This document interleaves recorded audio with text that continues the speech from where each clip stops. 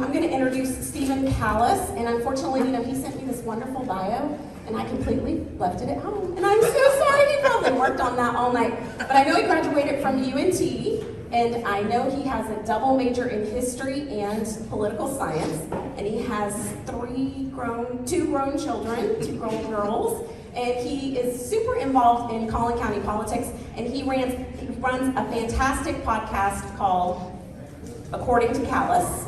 And so if you have not checked it out, please check it out because it's awesome. So he is our moderator today, and he's going to do the rest, and then I'm off the hook. This is great. Thanks. You're welcome.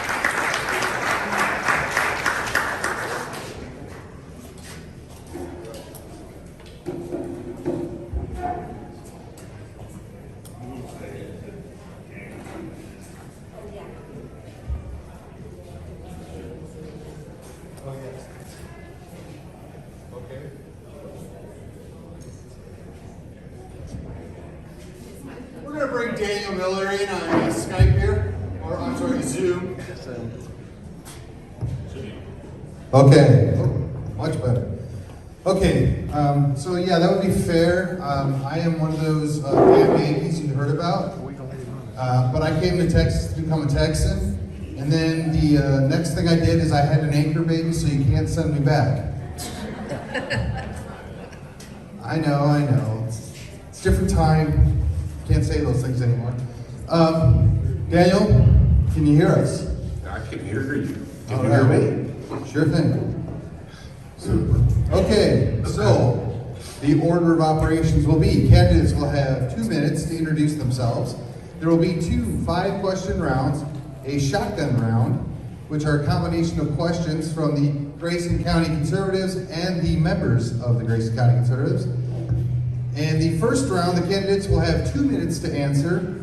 The shotgun round will be a yes, no, and I think we'll allow a pass. Yes? No? No pass. Okay. All right.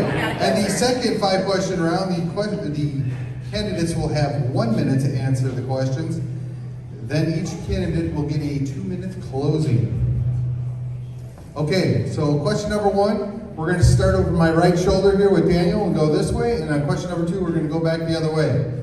So, would you describe yourself and Texas, as Texas first or America first, and provide an example of priorities that you have to support? Stephen, you forgot to let them have 2 minutes each to introduce themselves. Oh, you want your intro, don't you? How rude. Okay, well, why don't we start with Aaron and we'll work our way back up because he gets to answer the question first. Okay. All right, so my name is Aaron Sorrells. Obviously, we're all running for Lieutenant Governor. I've been married for 17 years. I'm a father of 3 boys. The reason I got into this race in the end was that my 11-year-old son broke his foot 5 months ago. And I went to a good children's facility in Fort Worth, and they didn't care if I was vaccinated. All they cared about is if I wore a mask. And they watched an 11-year-old boy cry for 15 minutes, and they didn't care how long he cried.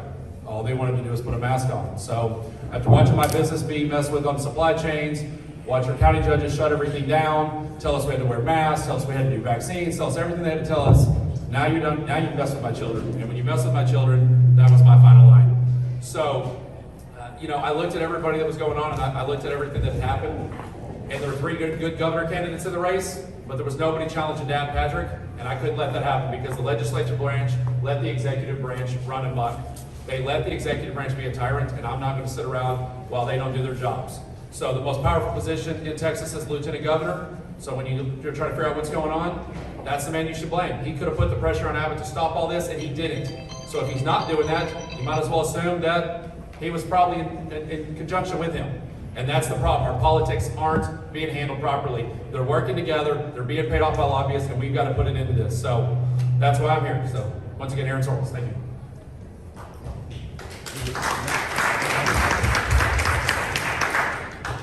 Traycee, Bradford, and running for Lieutenant Governor. I am a Christian. I am a wife of 33 years, a mother of 7 kids. We've homeschooled and graduated all of them, but our 13-year-old, who is getting a little bit of schooling on the road right now, and a grandmother of 3. And for any of you grandparents, that's what legacy looks like. It's pretty great. I have been with Eagle Forum over, I guess I started my activism. I'm a volunteer activist, and I was president of Dallas Eagle Forum. I started that in 2013, and then I took over Texas Eagle Forum. And for those of you who don't know, that's Phyllis Schlafly's group. It was the first true grassroots organization that was founded in this country. And we do everything as volunteers. We go down, I've been to every session since 2013, every week, going and walking the halls and working on legislation. Was it pro-life, Second Amendment, fighting against property taxes? We've been asking for the border to be closed down for years. This is not a new thing, and it's a shame that it's gone on as long as it has. We worked on the grid. That was something we actually started with Eagle Forum and got Senator Hall involved for securing the grid. So there are a number of issues I've worked on, but why am I doing this now?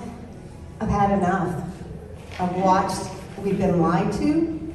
They will tell us every year it's the most conservative session ever, which I don't think they know what that word means. And after being a part of this and watching what the game is, it was time to do something about it. So I'm here and I'm ready to run, I'm ready to work. So thank you, and I hope you will consider me as your candidate.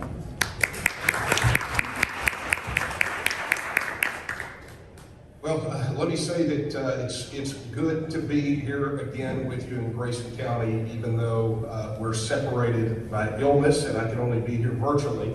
But before I say anything, I want to thank Brian, Joy, and the rest of the team there for making a way for me to at least participate.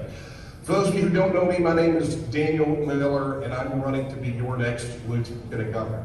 I'm a sixth-generation Texan, a husband, a father, a technology consultant and business owner, a best-selling author. But for the last 15 years, it's been my privilege to serve as president of the Texas Nationalist Movement and be the chief proponent of self-government and independence for Texas.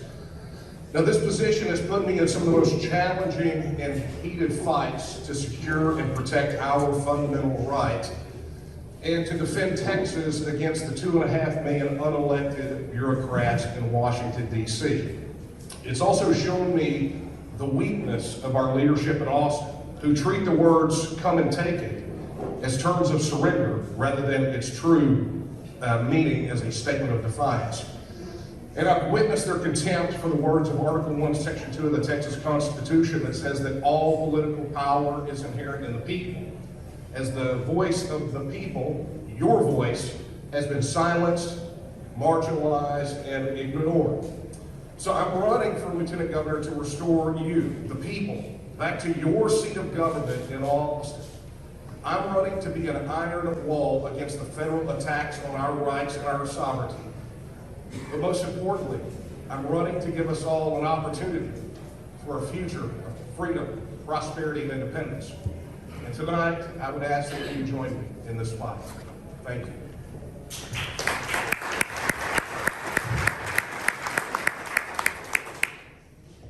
All right, let's revisit that question.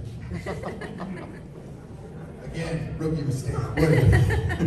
Would you describe yourself as a Texas first or America first? And can you provide an example of the priorities that you would have to support that position? Daniel, that's going to go to you first. Okay, good. There we go. I needed the cues, Stephen. Thank you.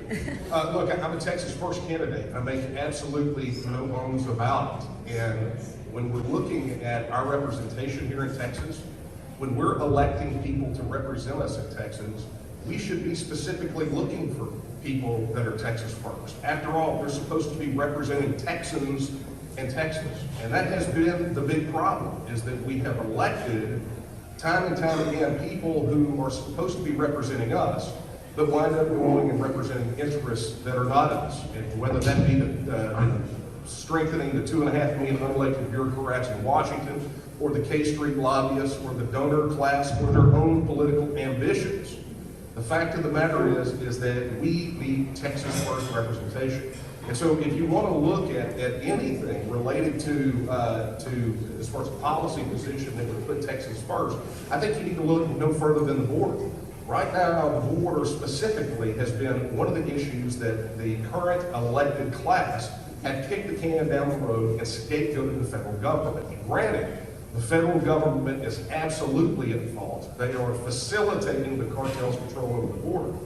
But as all of the other gubernatorial candidates, with the exception of Greg Abbott, have said, Texas can take care of its border, but we need true Texas first politicians to do that. And so we're going to need a Texas first lieutenant governor who can absolutely 100% take the actions necessary, regardless of what the federal government has to say, to secure our border and protect the lives and the rights of Texans.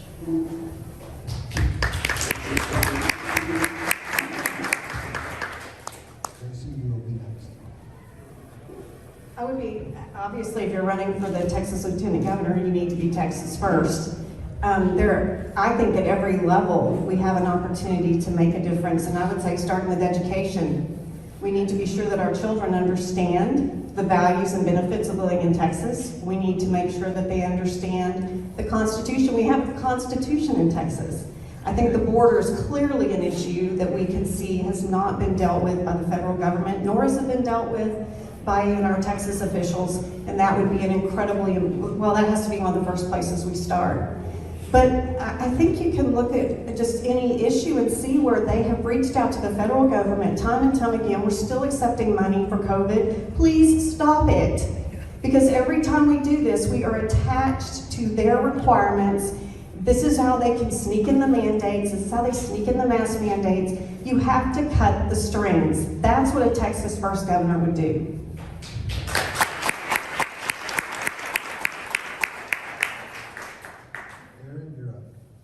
All right, so I like to say this a lot. I'm Texas first, and as far as I can see, an American can come along for the ride, because that's how it should be. It's state sovereignty. 10th Amendment matters. If we don't start getting our state sovereignty back, none of this matters. We weren't designed to have a federal government that's overreaching and coming into the states and controlling us. But that's what we have right now. So as Lieutenant Governor, yes, you better be Texas first, otherwise you don't understand your role.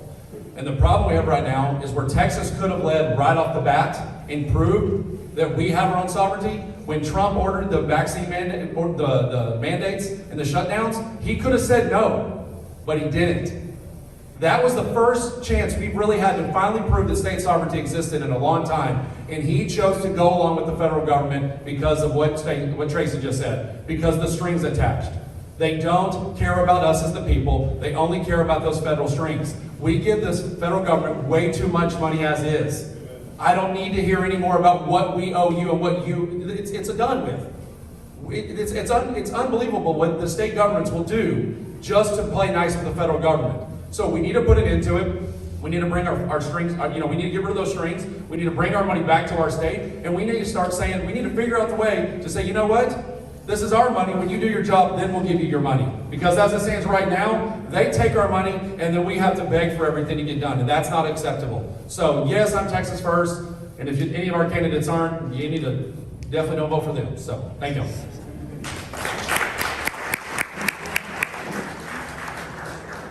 Lieutenant Dan?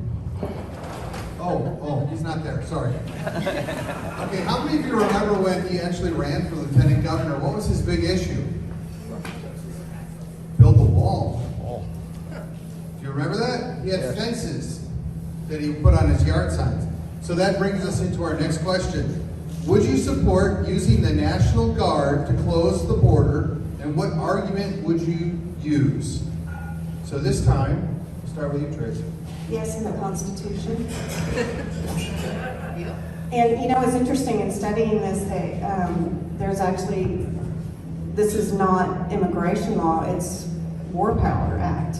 I mean, this is saying we're being invaded and we're not going to take it. So I would absolutely do that, and I would absolutely encourage the governor to do that immediately, and we have the Constitution to back us. Okay.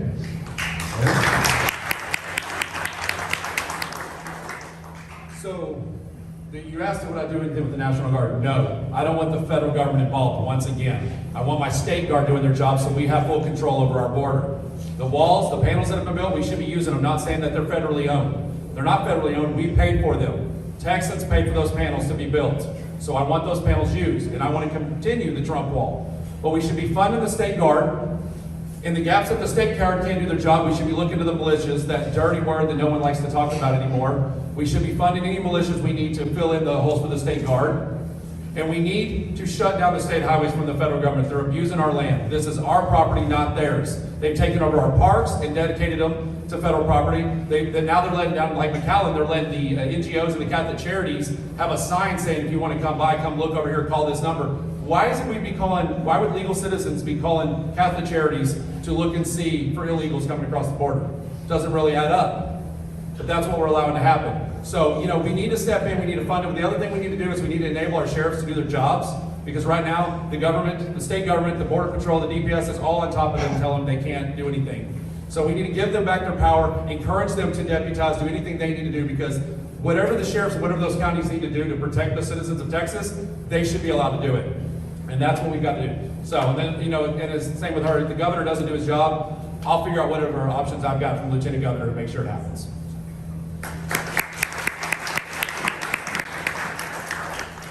Well, look,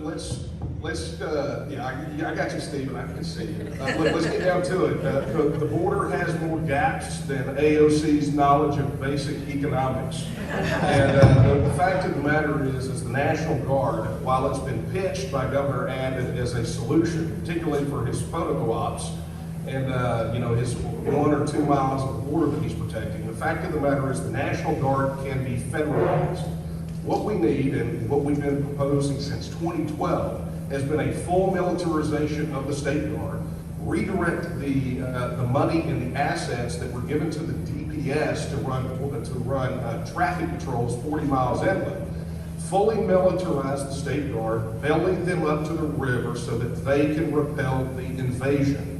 This is the absolute only way that we can do it. It is fully constitutional. It is fully within the powers of the governor to do so. And as lieutenant governor, it is important to put the legislation in place. Look, we don't need our governor continuing to operate by executive order. What we need is legislative framework, statutes, and funding necessary to fully militarize the State Guard and deploy them as a border force. You can find a plan that we've laid out exactly to do that on the website at danielomiller.com.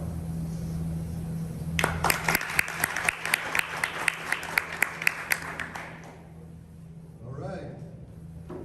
Next question, if you'll allow me. It's 2019. The governor has just issued a lockdown. You're the lieutenant governor. The governor has now overstepped his constitutional authority. What would you have done? And I guess we'll start with you, sir. So that's pretty simple. I would have made sure I called every county and everyone and told them disregard the order. It's not lawful. He didn't go through the legislature. He didn't have that authority. And then I would have looked at Paxton and said, Paxton, you better back me up. Because if any of these county judges and anybody follows through with those commands that were not lawfully done, then I'm going to prosecute every one of them. And you better be right there beside them to take care of it. Because that's what's wrong. We keep forgetting that we have 3 branches, and they are to keep each other in their lanes. And right now, from the federal government to the state government, nobody does it. They all work together. They all take care of each other because they're all getting paid, as we keep talking about, right? They're all protecting their interests. And the fact is, the lieutenant governor has that much power to stand up to the governor and say, no, it's not happening. I don't care that we weren't in session. That's irrelevant. He never went through session to get those mandates in place. Because once again, he used mandates. They're not lawful. So that's what I would have done. I would have stood up. I would have said no. And if anybody enacted, I would have followed through and making sure they understood the consequences of their actions. The citizens have the right to be free. You don't have the right to have a government that's constantly being tyrannical and telling you how to live your life. That's not what our Constitution provides them. So.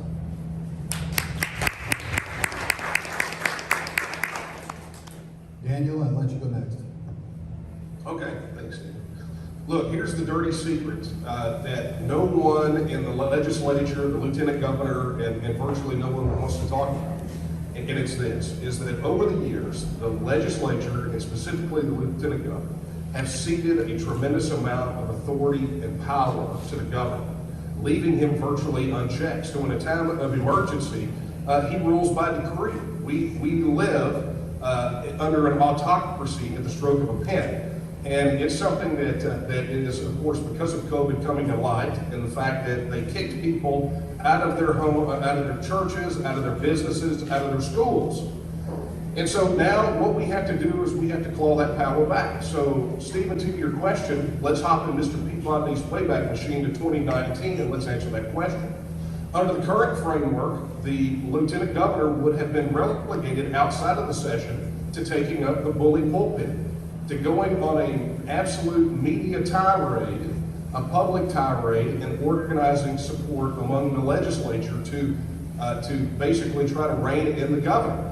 But what we need to look at is what it's going to look like in the next session, because we know that afterwards, Lieutenant Governor and the rest of the legislature did nothing to curb Abbott's purported executive authority. So what we have to do is, first and foremost, in the next legislative session, we've got to fix this problem. And we do two things. Number one is we strictly limit the governor's ability to declare emergencies, how long they last, and how long it must be before he calls a special session. But number two, if we're going to really counterbalance an out-of-control governor or any elected official, what we need here in Texas is a constitutional amendment giving us the ability to have a citizen-initiated recall. So just like what they did in California to recall that neo-Marxist Gavin Newsom, we need the ability to citizen-initiated recall our governor or any elected official who steps outside the constitutional bounds. Period. Thank you.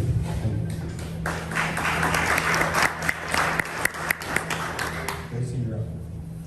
So yes, the Lieutenant Governor would not be able to call a special session, so we would be stuck with the governor. However, I do agree that there has to be legislation that is filed, but what you have to be careful of, I actually think you want a constitutional amendment to limit the governor's powers, because if any of you saw HB 3 or any other jokes of an attempt at legislation to curb his power, they were actually just pieces of legislation to take what he had already done and codify it. The other problem is if you pass legislation, it goes to the agencies who then decide what the protocol are. And that's where you get into a lot of sticky situations as well, because you think you've passed some good piece of legislation and you find out later that all the protocol does is weaken whatever you thought you passed. Sorry for that long trip around, but this is how it works. And so I do believe, in 2019 is correct.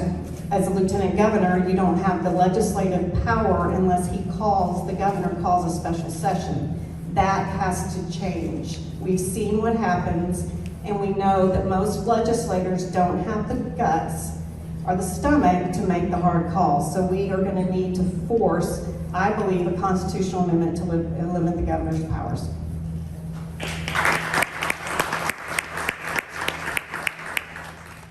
Well, as for Lieutenant Dan, we know what he would do. Not a darn thing. Oh, actually, that's not true. He mass mandated the Senate. We know exactly what he would do. Well, that may be, but I was referring to the rest of us. Okay, next question. What plan do you have in mind to combat the flow of people, drugs, and the flat-out slavery of women and children by the cartel? I believe Daniel's up first this time, yes? Did you hear that, Mr. Miller? Yep. Curb the flow. Yeah, human trafficking. Look, this is intimately tied with the border issue. Until we secure the border, this is going to be a problem. But we also have to understand that it's not just about border security, right? We have to additionally, in the magnet, we have to go after the cartels and treat them as narco-terrorists, as foreign terrorist organizations. Which means when we talk about border security, that means clear rules of engagement for any troops that we place down there that say if our troops are fired upon, we can shoot back. But there are measures that can be taken here in Texas specifically to attack the cartels and begin to break their backs. And whether that is the designation as foreign terrorist organizations and beginning the process of utilizing the existing RICO statutes in Texas law to seize any assets that have been touched by human trafficking, the cartels, or any organization or individual that aids or assists in the human trafficking or assists with the cartels. That's something that has to be done. And we also have to address the issue of Mexico's role in facilitating this. by implementing things such as international financial transactions taxes against money and remittances going into Mexico, so that ultimately Mexico can feel the economic pain and do something on their end to try to secure the border. But look, these two issues are so intimately tied together. It is both a border security issue where we have to secure the border, but it's also something that we have to take care of for those criminal elements that are already on this side.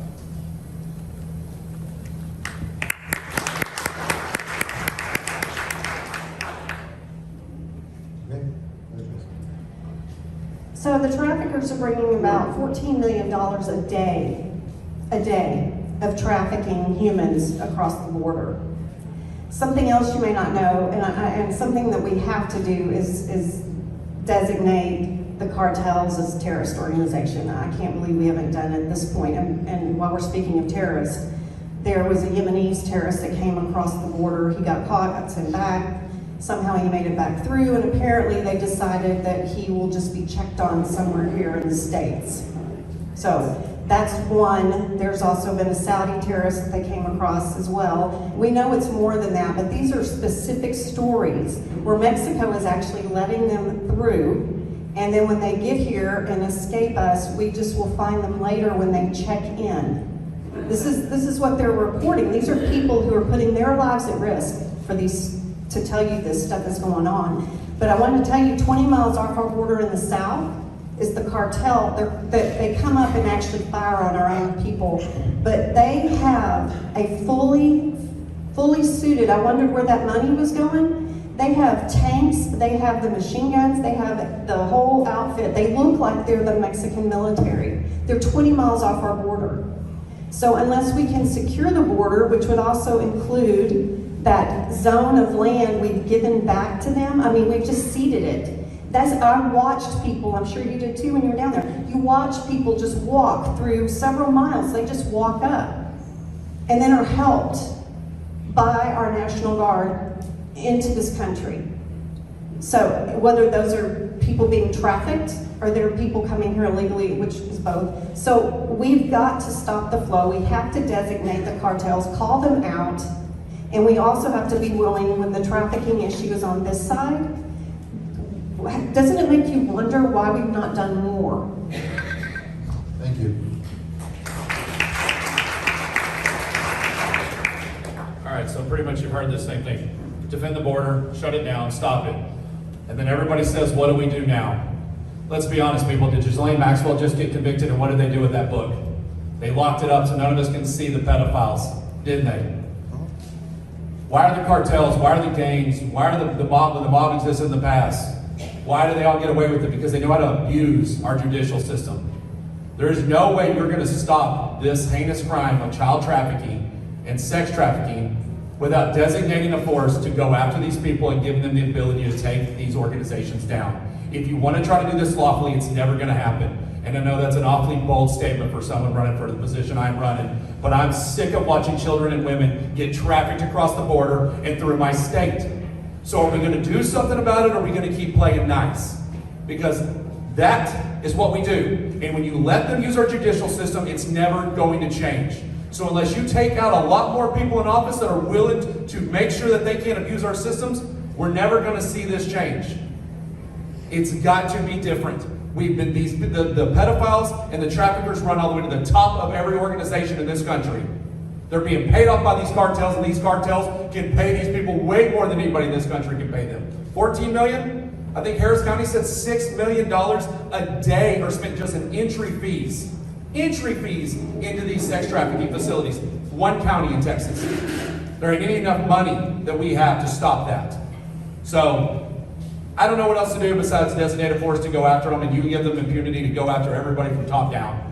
And that's it. There's no other way we're going to handle this, people, because we tried it the nice way over and over again, and it's not happened. And we're never going to see that book from Ghislaine Maxwell either, because they're all protected. So that's my thoughts.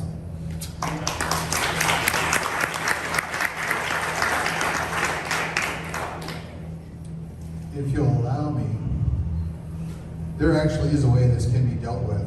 It's called letters of marque and reprisal. I suggest you go look it up. It's in the U.S. Constitution. There is a way this can be dealt with. You just have to have somebody with the intestinal fortitude to make it happen. Unfortunately, at the state level, it doesn't work that way. What's it called? Letters of marque and reprisal. Okay, number 5. Sorry, just had to throw it out because the question was left out there. I had to answer. 1 year ago today, back in the Wayback Machine again, Texans were literally dying due to the freezing temperatures and the failure of our power grid. What would you, as the Lieutenant Governor, do to prevent this from happening again in the future? Well, one thing that they're lying to you about is telling you about winterization. So, winterization is impossible. The roads were frozen, what are you gonna move? When the gas lines of stuff are plenty hot enough. They weren't the issue. The roads were shut down, there was no way to move it. So that's what our government's been building. Oh, the winterization. Look back at the 2011 report, it gave a very good detail about what we should have been doing. But when you actually sit down and talk to the guys that buy the equipment and deal with the oil, that's not what they're telling you.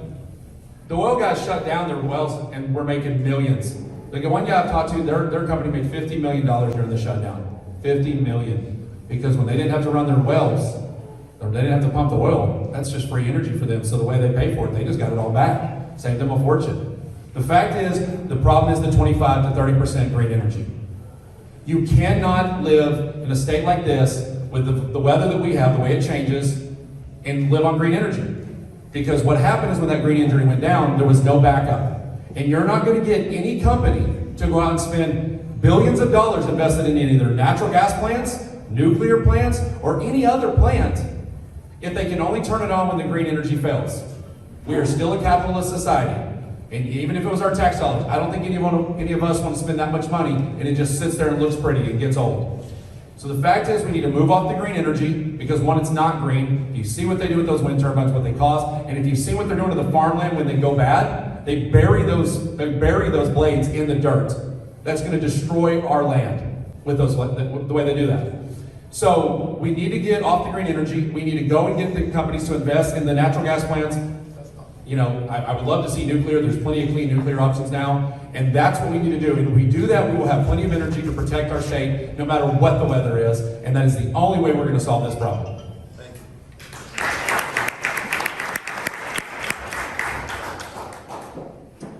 you. Yeah, look, the big issue, we can talk about the failure of renewables, because it's very clear that the renewables failed. But really, the big failure has been one in accountability. We would not have been so reliable on renewables had it not been for these unaccountable bureaucrats and politicians all the way back to Rick Perry and Barack Obama and the rest of them, taking money out of my pocket and your pocket and using it to subsidize this renewable energy. And in doing so, upset the market by the market forces that would have dictated the winners and losers instead of government putting its thumb on the scales. And I would love to tell you that I believe that there has been some significant progress made in potentially avoiding this in the future, but there hasn't. In fact, the big touted bill that the Lieutenant Governor came out and brags about to reform ERCOT and the PUC has really established a firewall of accountability for both, for Abbott, for Patrick, and for Field. ERCOT, while they have made some superficial changes, has now made it susceptible to being packed by big money donors to all of their campaigns. And so if we're going to get a handle on this and perhaps avoid this happening again, we've had great plans to harden the grid, to do things like that, but the problem that we really have is transparency and accountability. And we're only going to get that if we knock out the big three. If Abbott, Patrick, and Phelan go, and we can regain power in the House, we can open up those books and get ERCOT accountable and stop giving these positions on the board that's supposed to give us electrical reliability. Stop giving those positions to people unqualified, like their big money donors.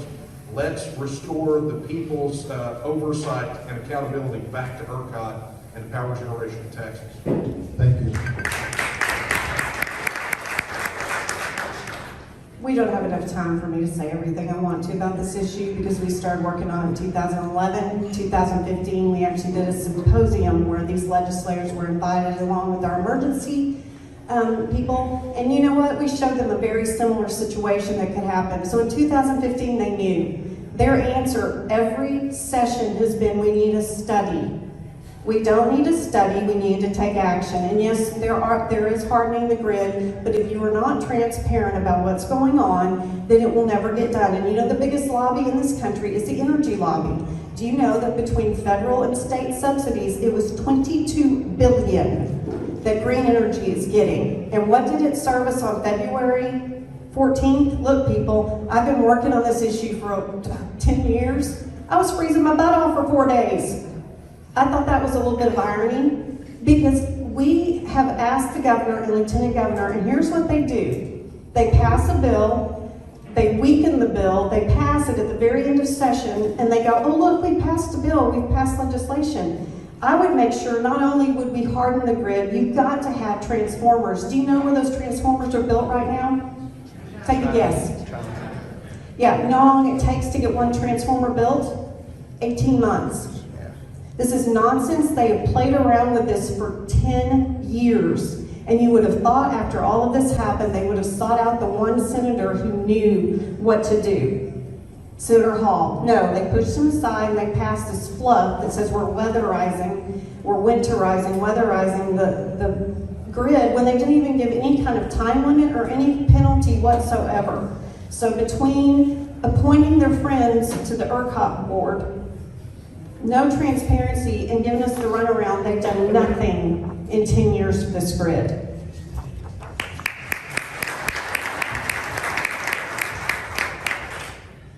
Lieutenant Dan? No, still nothing. Okay, we're now going to transition to the shotgun round. Yes, so you get to answer yes or no. And I'm going to take the first question and put a period in there instead of a comma. So it's going to be a two-part question. Now, well, we will, I think we'll be starting with you this time, Grayson. And then we'll go to Ms. Miller, and then you, and we'll just keep rotating. Good? All right. So question number one, 2 parts. 1, as Lieutenant Governor, would you support a requirement of the citizen verification for each voter and penalties, for election code violations that threaten the election integrity? Yes, yes. Oh, yes and yes. And yes and yes. Okay, that was my question. Okay. Next question. Restoring the rights of individuals, organizations, and businesses to exercise their sincerely held religious beliefs by prohibiting local ordinances, state laws, or executive orders that violate those rights. So I'm going to phrase this as, would you support legislation in order to accomplish this? Yes or no? I think you could just probably say it at the same time at this point. Yes.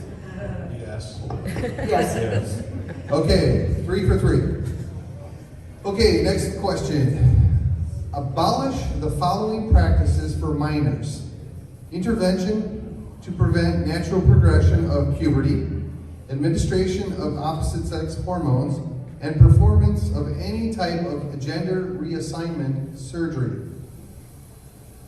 Would you support abolishing those practices? Yes or no? Yes. Yes. Okay, again, 3 for 3. Question number 4. Abolish abortion by ensuring the right to life, the equal protection of the laws to all preborn children from the moment of fertilization. Yes or no? Yes. Yes. Yes. Again, 3 for 3. All right. Restore legal Texas firearms owners' right to carry them openly or concealed without a permit while maintaining the option of a permit for reciprocity purposes, i.e., can we really get real constitutional carry? Would you support that? Yes. Yes. Oh, Lieutenant Dan's still silent. Must be the police union money. Yeah. Sorry, associations. All right. or markers in our state shall be protected by law from being removed, defaced, destroyed, or otherwise dishonored. In particular, the specific protection shall be given to the Alamo cenotaph and shall not be removed from its current location off the Alamo battlefield footprint. Would you support that? Yes. Absolutely, yes. Okay. No, We already nothing from know. Dan, sorry. We know that. Empower parents and guardians to choose from public, private, charter, or homeschool options for their children's education using tax credits or exemptions, without government restraint or intrusion. Yes. Yes. Yes. Government intrusion. Yes. Sorry, yes. Okay, next question. Abolish all forms of taxpayer-funded lobbying. Yes. Yes. No, still nothing on Lieutenant Dan. No, you said it right. You said no. That's why I didn't ask. Oh, Yeah, no. yeah, all right, thanks. One more that is not a yes or no question, but you have to choose just one. 1836 or 1845? 1836 all the way, baby.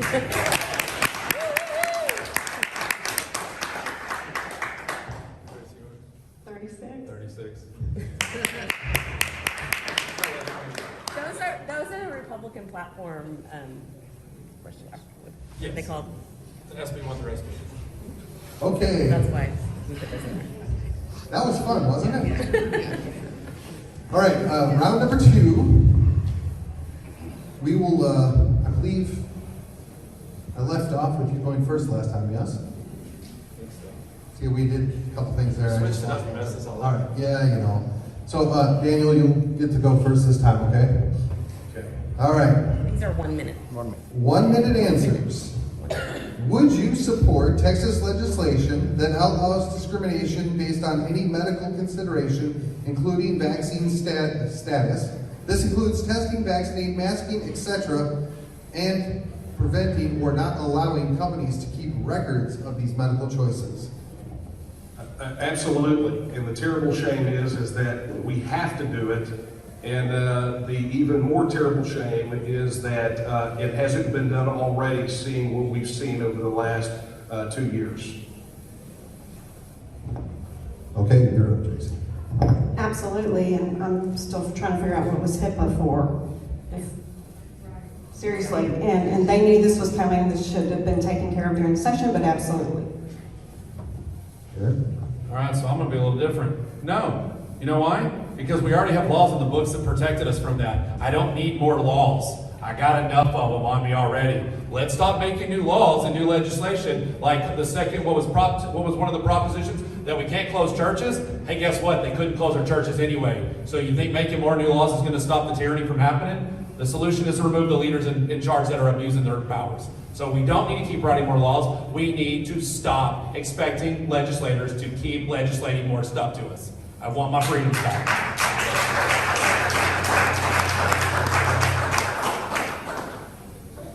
Okay, is there anything that can be done without violating the Texas Constitution to stop foreign entities from buying up all of our land in Texas? Good to start. We can pass legislation.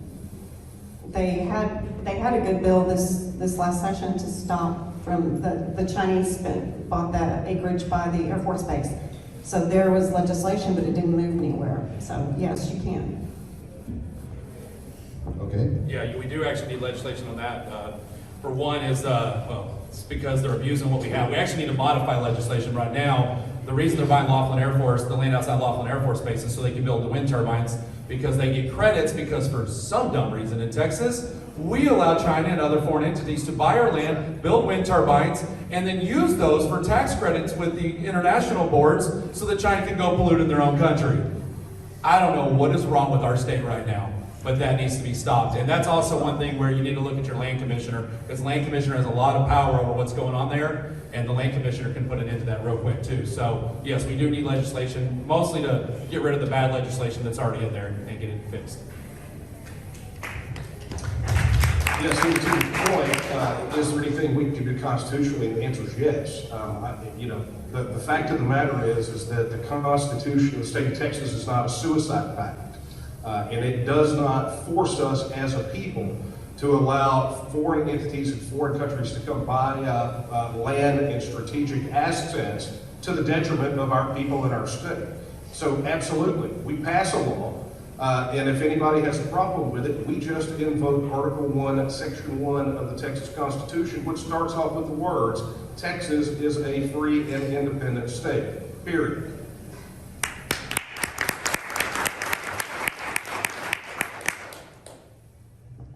Okay, next question. Dan Patrick made headlines when he suggested that shutdowns were killing the economy and that people could take care of themselves. Weeks later, Patrick was supporting every Abbott shutdown and overstep he could. Which Dan Patrick are you? And what would you do different?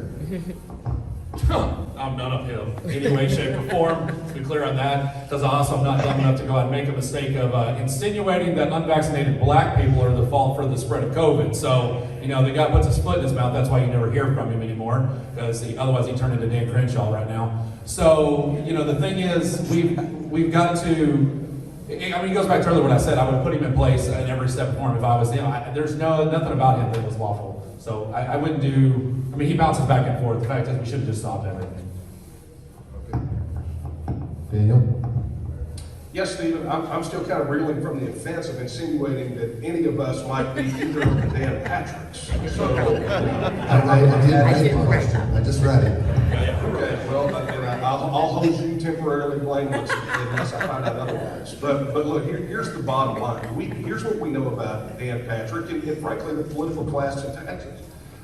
They prioritize political expediency over principle, over and over and over. And this is, this is the guy who's taking credit for, he and Abbott are both taking credit for rebuilding the Texas economy post-COVID. Well, it's those two knuckleheads, Abbott and Costello, that broke our economy, that shut our businesses down and kept everyone at home. These are the guys who are responsible for this. And this is gaslighting of the highest order to make us think that somehow in all of this COVID madness, that these guys are the heroes and they're responsible. No, Texans pulled up our bootstraps and we succeeded despite what they did, the idiocy that they did to try to tear us down.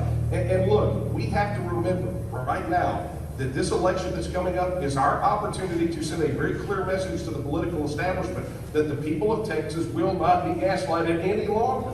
They've got to go.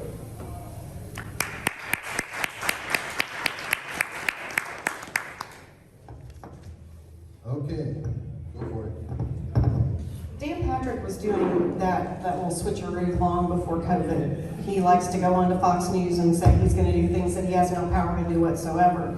So I'm obviously with both these people, I'd be neither of those Dan Patricks. But one thing that is incredibly clear that they believe is that they can decide if you're essential or not essential, and then we're supposed to beg back that right. And look at everything, the mandates, they knew that was coming. They knew in 2020 what was coming, and they sailed right in there with them. The governor was begged by businessmen not to shut down the economy, and he did it anyway. The lieutenant governor really never made a peep. I think he made that one statement, and that was the end of it. He went along with everything. So I'm just telling you, that is not going to happen. We're not going to take away your rights and then have you beg for them back. That is what they've been doing.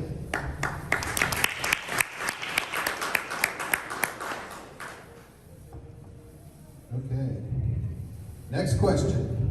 What is your stance on the Second Amendment in relation to the onslaught by the president and other anti-gun groups that are attacking Texas and their laws?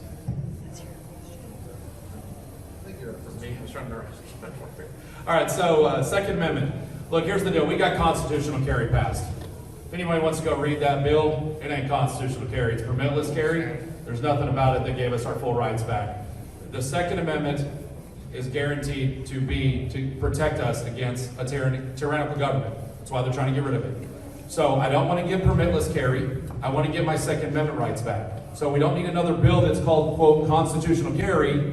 Just take away all the rules and restrictions that took it away from you in the first place, and you don't need to write a bill called constitutional carry. So yes, we need our rights back. We need our Second Amendment fully restored because that is the only protection we have to protect our First Amendment rights and to protect us against the government. So.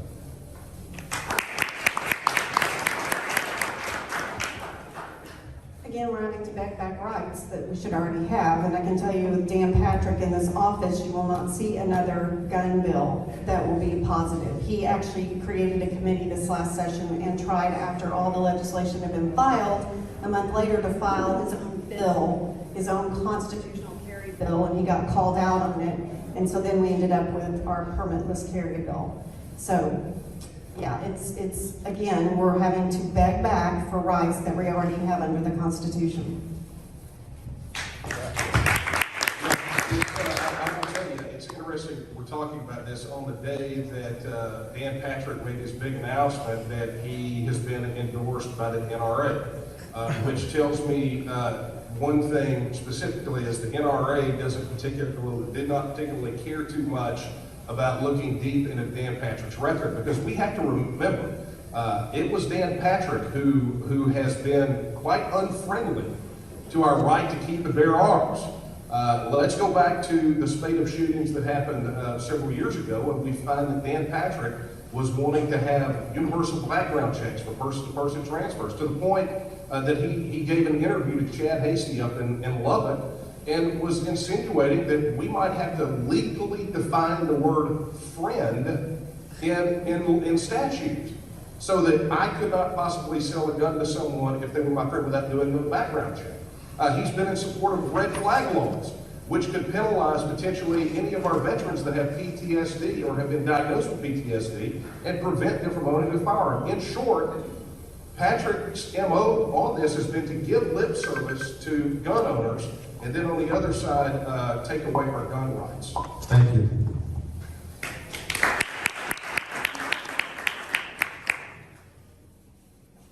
Last question that is written.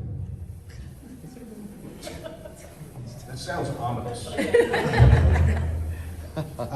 I will start with you, Traycee.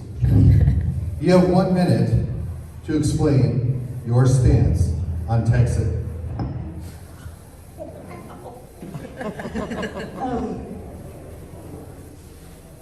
I am Texas first, but I also love being an American, and I believe that we are a state that will lead this nation, and I do not want to back out and leave it, especially now. Why would I cut and run when you've got somebody like Biden in office? This is when you stand and fight, and I believe Texans are made for that.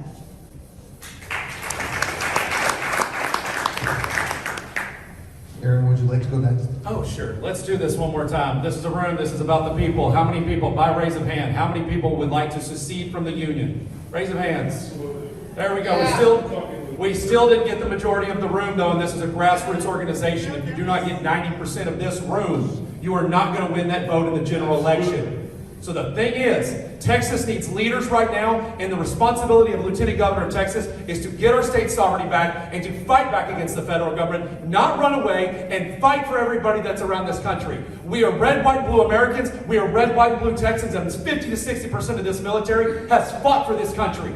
And they aren't ready to give up on this country any more than they are Texas. So we want to keep talking about this conversation every single forum. We're going to keep having the same results. We need to focus on leadership and the real problems in Texas right now, and that's getting our sovereignty back, not trying to run away. That is not what Texans do. We fight.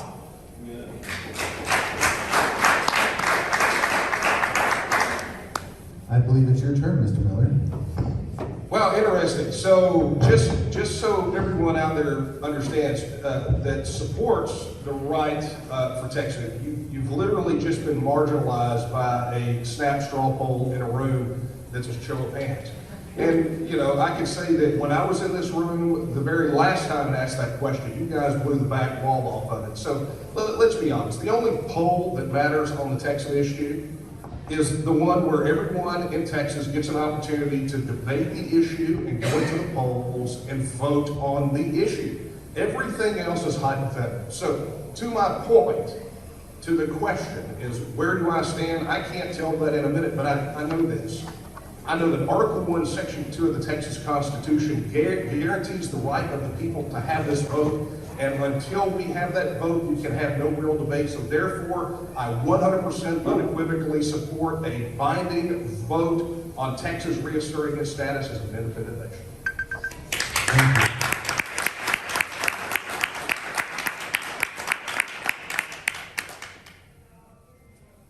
May I have the honor of asking one additional question?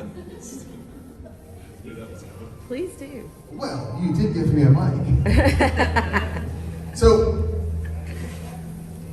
we've talked about specifically the Texas border issue. We've talked about what are the options at the Texas level. We touched on the responsibility of the feds that they have basically ignored. We've talked about what federal constitution actually allows them to do in regards to that, and they haven't. We have touched base on the idea that Texas could do it off on their own, even if they had to do it independently. So then the real question becomes, what do we do about all these people coming in from the other states that want to California my Texas? Sure. Look, I know we want to fight against these people that come in here from out of state. And as a fifth generation Texan, I'm tired of watching my property taxes go up and these people come in and pay cash and pretty much run our state. But the people that are coming here, a lot of them, I go to groups and they're in every one of those rooms. I deal with the window industry. I deal with homeowners. And these Californians and a lot of these people from outside the state are just as pissed off as we are. They thought they moved to a free state. They thought they moved to the great state of Texas that we always brag about. And they're fighting just as hard as we are side by side. Now, the big corporations like Toyota and Tesla and now Rivian they're trying to bring in, those corporations that are bringing in and 90% are from outside the state, no, I don't want them here because they aren't coming for the reason to fight for Texas and to believe in freedom. They're coming here because they were brought here by a leftist corporation that wants to see the destruction of Texas. So if you're side by side with me and you want to fight for our liberties and our freedoms, I don't care where you came from originally. I care that you believe in the same values we do. And if you do, then I'm fine with you being here.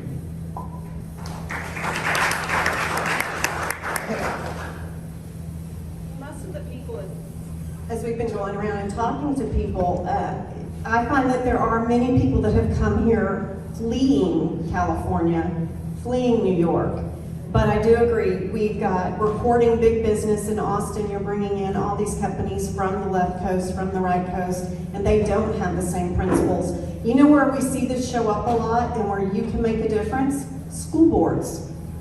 It's amazing to me how many times you talk to people with their school boards and we start talking to the people that are running for school boards and they are from these other states and they are leftist. So we need to, we talked tonight about Lieutenant Governor and what we would do, but I also want to encourage you, you can still sign up to be a precinct chair. We make the difference. So if there are people coming from whatever state, it doesn't matter if we get engaged and we're participating. Yeah, here's the bottom line, and I run into this an awful lot, particularly in the work that I do with the T&M and working for Texas, is we see people fleeing from California to these places. They are, in effect, political, cultural, economic refugees.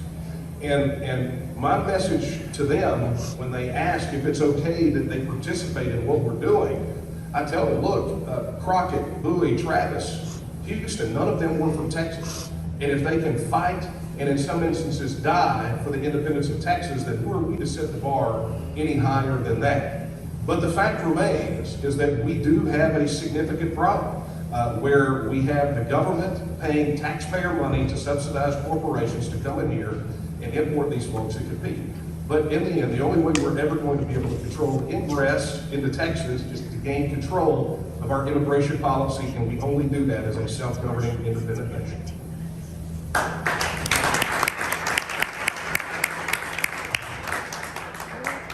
We have like maybe maybe like maybe one audience question. Is there someone that? Okay, first person to the mic gets to ask the question.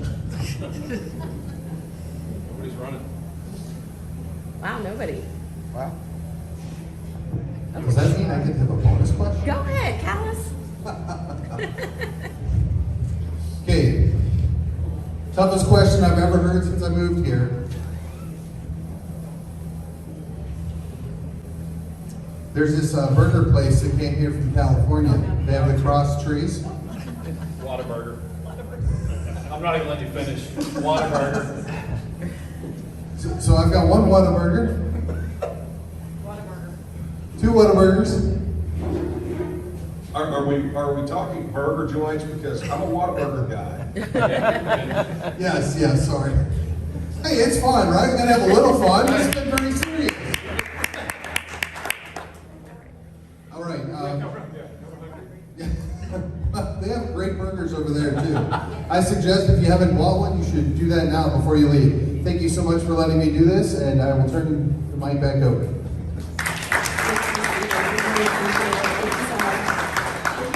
Our candidates. Oh, I'm standing right in front of you, Dana. I'm sorry. Thank you so much to our candidates. We really appreciate it. We really appreciate you coming out here tonight. I know it's cold. I'm so sorry. Unfortunately, there's no. Hold on with the sound. There's no. What's going on with the sound? I don't know. Okay, I'll keep talking. There's no climate control in here, so I'm sorry. I think next month we're going to try to do it inside, so it won't be quite so cold. But I really appreciate you coming down here on a cold night in January and sitting in a cold room and learning all that we can about who to elect tonight. Please go to the back and talk to our candidates. You know, we have our endorsed candidates in the back, and then we have someone here from Dana Miller's camp, and then of course we have Traycee and Aaron here to answer any questions. Thank you so much. Oh, yeah. Oh, you're supposed to have a closing. Stephen, you forgot our opening and our closing. You totally forgot. Well, I was just gonna let you drop the mic with Whataburger. Come on. Okay. Well, I'm going to go ahead and give them their closing then. Who's first? Ladies first. Thank you so much for being here tonight. I know it takes a lot of time, and I really do appreciate you being willing to listen and try to make an informed decision on this. We are at a great place in this state. I know that seems crazy based on what we've talked about tonight, but I'm an optimist, and I believe I'm born for such a time as this. We all are, and we're here to be able to fight for this state. And, you know, in all the years that I've been doing this, it was a choice to get involved as a volunteer because I really did believe that we do make a difference. We're given a voice and we're given a vote. And so I had someone come up to me the other night and say, "You're very passionate, but aren't you angry?" I'm not angry anymore. I was angry 20 years ago when I realized that they were killing babies and that I could have a voice to stop it. Oh, wait, they refer to them as fetuses. I was angry when we've watched what they've been trying to do to our children. This started years ago. Phyllis Schlafly talked about the girls and the men and women's sports and women's restrooms in the 70s. I decided a long time ago I was going to get to work, and I started informing myself. I started being part of the process of going down. I worked. Hey, I don't know how many of y'all have gone to convention and been a delegate. Okay, I can't stand that. And so as a mom with 7 kids, you're paying for babysitting for 4 days to do this. But you know what? Those priorities that we talk about, those priorities that I will work for, I helped write those. We all do. When you're a delegate, you get to weigh in on what the priorities are and what our platform says. That's incredible. And even though it can drag out for 4 days with all the parliamentary rules and arguing and bickering, at the end of the day, we, the people, come up with that platform. And those people down there have ignored us. You know, there's a mandate that came from us in the form of a Republican platform priorities. It's been given to them, and they've ignored us for almost 20 years. I'm prepared, I'm ready, I've been studying, and I've played a role, and I'm ready to fight and continue to fight for this state. So thank you for your time tonight, and I hope you will consider me as your candidate for Lieutenant Governor.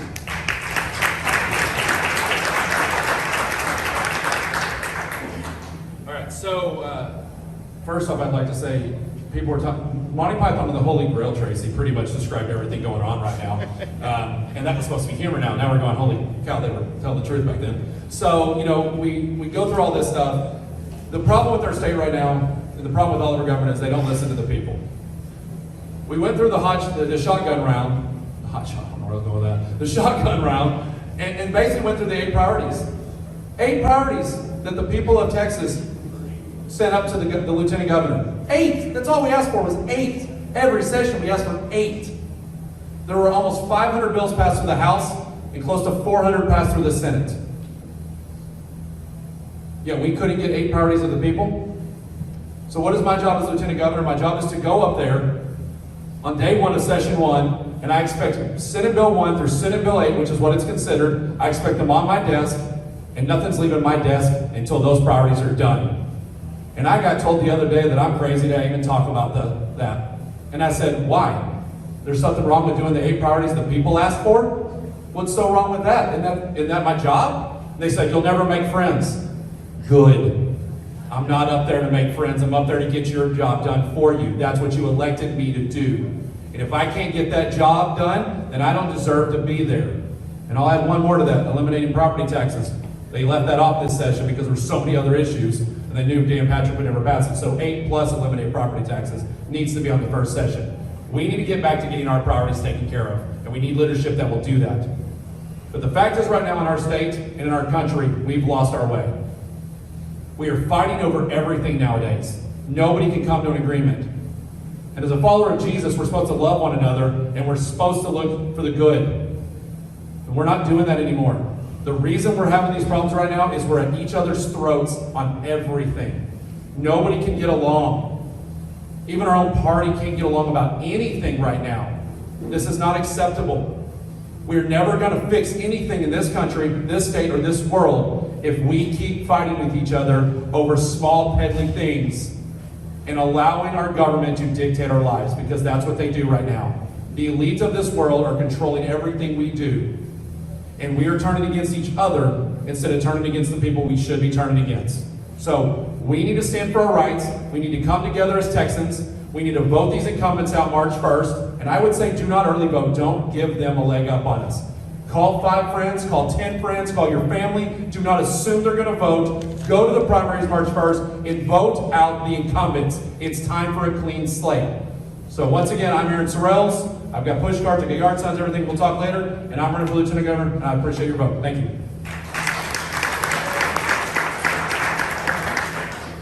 All right, friends, well, I want to thank you all for your attentiveness tonight, especially to a guy who showed up in a box on a screen in front of him. And, I would like to, I don't think your attentiveness, but pretty much the manufacturers of every over-the-counter medication that I had to take to get on here tonight. But that being said, I want to close and leave you with this. I firmly believe, and I'm sure many of you do as well, that Texas is at a crossroads. We are at a tipping point, a decision point, and our very existence as the Texas that we have known is resting on the edge of a knife.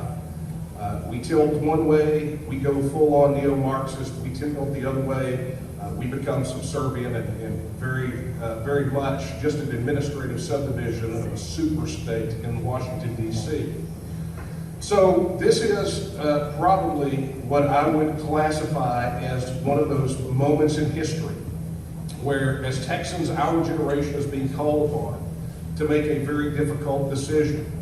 And that decision is going to manifest itself in this coming election. Indeed, we have got a political establishment in Austin that does not understand those very fundamental words in Article 1, Section 2 of the Texas Constitution that says that all political power is inherent in the people. And that is what is at stake, my friends, because they believe that they know better than us. They believe that we are too stupid to govern ourselves. And as such, we must be handled and maintained and managed.